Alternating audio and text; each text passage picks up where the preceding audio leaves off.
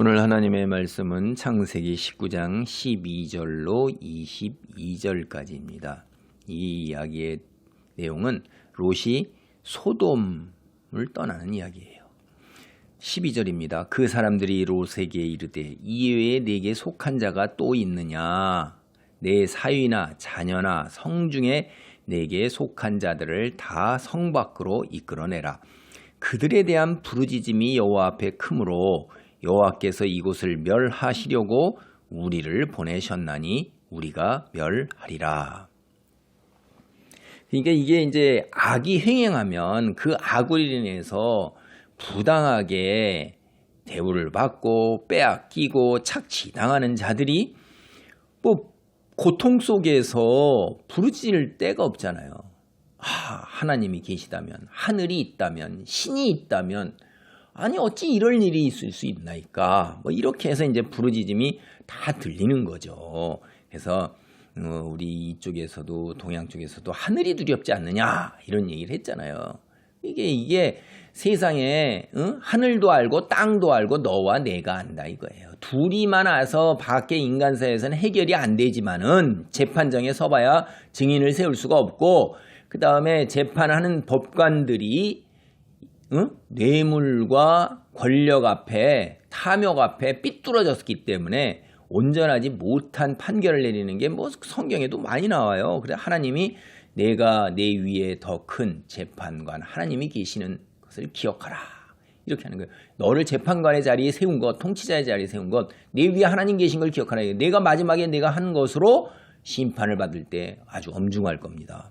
그런데 이 땅에서는 우리는 현실적으로 부르짖는 거 외에는 딴 방법이 없으니까 그 부르짖음이 찼으니까 이렇게 이제 멸하리라 하는 심판의 결정이 내려진 거란 말이에요. 그런데 여기 12절 보면 우리가 주변 사람이 굉장히 중요한 거예요. 롯이 아브라함으로 인해서 주변에 아브라함으로 인해서 은혜를 받는 거예요. 롯은 신앙이 부족합니다. 믿음도 부족합니다. 인격도 부족해요. 오늘도 보면 또 그런 일이 또 나와요. 여기에 보면 제가 우선 먼저 보겠습니다. 피하라 이렇게 했더니까 뭐냐면 19절 20절 보면 주의 종이 주께 은혜를 입었고 주께서 큰 인자를 내게 베푸사 내 생명을 구원하시오나 내가 도망하여 산에까지 갈 수 없나이다. 두렵건대 재앙을 만나 죽을까 하나이다. 보소서 저 성읍은 도망하기에 가깝고 작기도 하오니 나를 그곳으로 도망하게 하소서. 이는 작은 성읍이 아니니까 내 생명이 보존되리다. 이게 하나님이 뭐라고 그러냐면 산으로 들에 머물지 말고 산으로 도망하여 멸망함을 면하라. 들에 있으면 다 죽어요.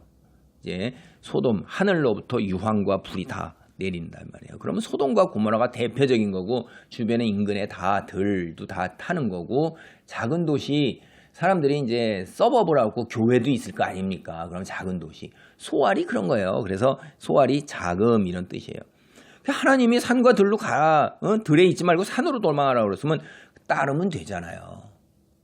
예, 이 롯이 엄청나게 현실적인 사람이다. 그리고 조금도 어려움을 참지 못한다 하는 걸 우리가 알 수가 있어요.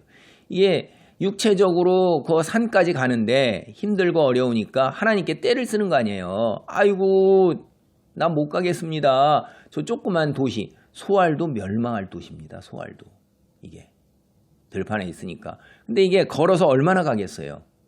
막 걸어봤자 1시간에 4km입니다. 근데 얼마나 걸었겠어요? 이게 밤에 벌어진 거니까 새벽에 심판을 받는데 6시간 7시간도 못 걷는단 말이에요. 7시간도. 그런데 몇 시간 조금 걸어가서 얼마나 걸었겠습니까? 근데 아이고 끝까지 죽을 힘을 다해서 가야 되죠. 죽을까 두렵사옵나이다. 현실에서 자기의 목전에 죽음만이 두려운 거예요. 산으로 가는데 내가 너무 고통스럽고 힘들고 현실적으로 당한 현실의 여건과 그것만을 생각하면 하나님의 말씀에 순종하는 것과 미래에 대한 것이 안 보이는 거예요. 이 땅에 잠깐 지나가는 거류민인데 뭘 여기에서 그렇게 그냥 그놈의 걸 그냥 이렇게까지 이렇게 해가지고 이렇게 해요. 그래갖고 떼를 쓰는데 하나님이 얼마나 자비로우세요. 들어주셔요. 내 소원을 들었은즉 내가 말하는 그 성읍을 멸하지 아니하리. 우리의 구원은 우리의 능력이나 우리의 탁월함이 아니라 하나님의 은혜예요. 이렇게 말도 안 되는 때를 써도 하나님께서 당신이 뒤로 물러서서 그것도 들으시잖아요.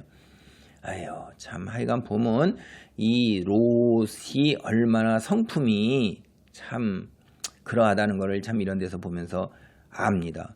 그 다음에 이제 롯이 오염이 돼 있어요. 도시에 살면 오염이 안 될 수가 없죠. 더군다나 이런 도시에 세상 풍조 속에 아주 못된 풍조 동성애가 횡행하고 성적으로 타락한 속에서 자기가 어떤 이야기를 해도 도덕적 권위가 없는 거예요. 말이 진실되지가 않은 거예요. 그러니까 사위들이 뭐라고 그래요? 이 여호와께서 이성을 멸하실 터이니 너는 일어나 이곳에서 떠나라. 그의 사위들은 농담으로 얘기했더라. 사위가 장인어른의 그 준엄한 말을, 진지한 말을 농담으로 받아들이는 거예요, 이게. 그러니까 얼마나 권위가 없이 타락을 했는가 하는 것도 알 수도 있고, 롯이 처신을 얼마나 못했으면 사위들이 이런 정도밖에 생각을 안 하나 하는 거예요. 결국 어떻게 해요, 이제? 동틀 때 천사가 롯을 재촉하여. 동틀 때 얼마나 갔겠습니까? 1시간이나 걸었으려나?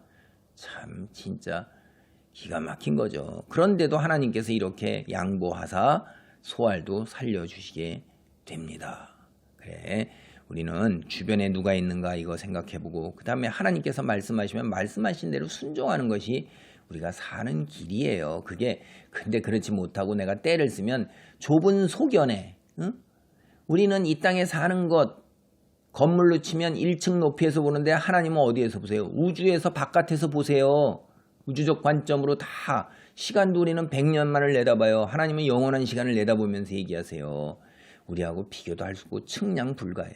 하나님의 말씀을 따르는 것이 우리에게 우리의 이해할 수 없는 유익함이 있는 겁니다. 순종만이 우리의 살 길이요 은혜인 것입니다. 현실에서 당장 지금의 처한 현실을 벗어나기 위해서 하나님께 때를 쓰는 것이 과연 정당한 것인가도 한번 생각을 해보셔요. 물론 그것이 잘못됐다는 건 아니에요. 현실이 얼마나 고통스럽고 힘듭니까? 그래 기도해야 돼요. 그러나 하나님께서 현실도 벗어나게 하시고 또 더 큰 것으로 채우시는 그런 은혜의 자리에 있으면 더욱 좋겠지요. 다 하나님께서 우리에게 유익하기 때문에 합력하여 선을 이룬다 하는 그 말씀 믿고 우리가 기도하면서 이렇게 믿음의 자리에 있도록 우리를 늘 돌봐야겠습니다. 하나님 감사합니다. 롯이 소돔을 떠날 때 사위들은 농담으로 여겼습니다. 우리가 처신을 제대로 하면서 믿음으로 살지 못하면 주변 사람들이 우리를 가볍게 봅니다. 하나님의 사람으로 잘 보지 않고 세상 사람들과 다를 바 없이 여깁니다. 아버지 구별된 삶, 거룩한 삶을 살 수 있도록 우리에게 능력을 덧입혀 주시고 말씀 가운데 머물 수 있도록 천군 천사로 보호하시며 성령이 역사하여 주시옵소서. 세상 사람들이 우리를 보고 하나님의 살아계심을 깨달을 수 있고 믿는 자의 삶의 모습을 우리의 삶 속에서 찾을 수 있도록 우리를 거룩하게 세워 주시옵소서. 믿습니다. 하나님 그리하실 줄 믿습니다. 그리고 하나님 말씀하시는데 토달지 말고 100% 순종할 수 있도록 능력을 덧입혀 주옵소서. 예수님의 이름으로 기도하옵나이다. 아멘.